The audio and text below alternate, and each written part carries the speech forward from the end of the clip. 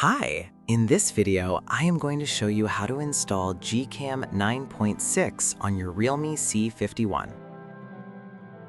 Step 1. Tap the first link in the description to open the article. Step 2. Scroll to the download section and download the GCam APK file. Step 3. Follow the How to Install guide for step-by-step instructions. A video guide is also available.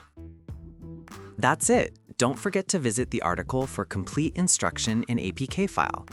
Lastly, here's some GCam versus stock camera app comparison.